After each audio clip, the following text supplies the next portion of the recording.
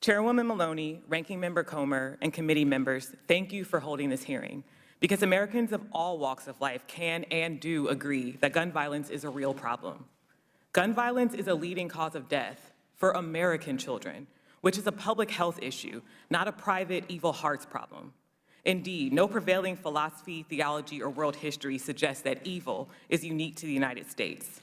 What is unique, however, especially in comparison to peer countries, is the rate at which gun violence kills our people. And that isn't because we're more evil, more prone to mental health diagnoses, or more violent. First, a mental health diagnosis makes someone more likely to be a victim of violence rather than a perpetrator. And in any case, research shows that Americans are no more prone to mental health issues than people around the world.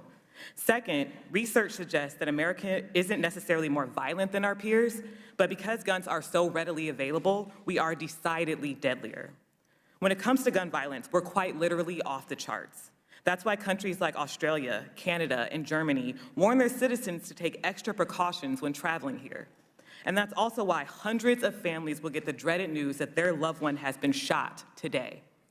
In the face of such horrific violence, I can understand why people may earnestly believe that the answers lie in the individual private sphere of hearts and morals. But gun violence is a public health problem, and it requires public policy solutions. We have to be honest. We have a gun violence problem unlike any other industrialized country on earth. And guns don't just come from the sky.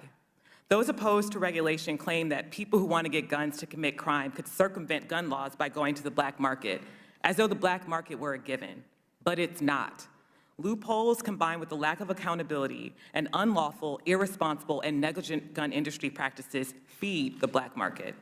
I'm going to focus on those business practices. Almost all guns start in licensed manufacturers' factories. Generally, manufacturers sell to distributors who sell to dealers who sell to the public. Dealers are supposed to screen for gun trafficking, and most do. The majority of gun dealers won't sell a single crime gun in a given year.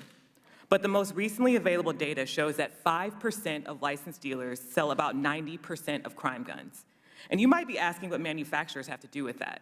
A lot. Through trace data from the Bureau of Alcohol, Tobacco, Firearms, and Explosives, or the ATF, manufacturers know which dealers and distributors are routinely selling crime guns. Since the majority of gun dealers don't sell crime guns in a given year, then if a dealer has multiple traces, that should at least trigger the manufacturer to investigate and at most compel the manufacturer to cut business ties. But they don't do that. And you don't have to take my word for it. Several industry insiders have said as much, and I've detailed it in my written testimony. Despite manufacturers' role in supplying the black market, they face little accountability for a couple key reasons. First, they've lobbied to undercut the ATF. Second, they've bought themselves a shield in the Protection of Lawful Commerce in Arms Act, also called PLACA, a law that makes it much harder for those harmed by industry misconduct to get justice. So we've got paltry enforcement and PLACA, and the gun industry sows carnage by flooding communities with guns, then reaps profit by saying the only thing that'll stop the bad guys with guns are good guys with guns. This more guns, less crime frame isn't just wrong, it's dangerous. First, we know that states with looser gun laws have more crime. Secondly, framing guns around good and bad guys isn't neutral.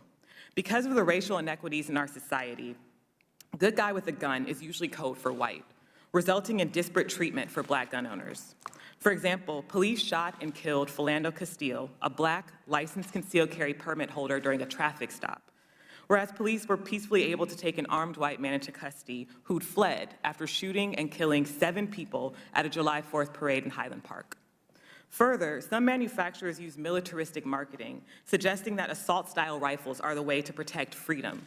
But as I've detailed in my written testimony, freedom in the firearms context is linked to a distorted view of the Second Amendment that falsely claims that people have the right to take up arms against the government. This insurrectionist interpretation is particularly seductive to extremists, and it threatened this very body on January 6th. Neither history nor any Supreme Court precedent supports the notion that the Second Amendment is the right to insurrection. As Representative Raskin pointed out just last week, it's absolutely absurd, yet we see manufacturers using it to sell guns all the time. The gun industry's role in fueling our country's gun violence epidemic can't be understated. That cannot stand, and I look forward to your questions. Thank you. Thank you so much.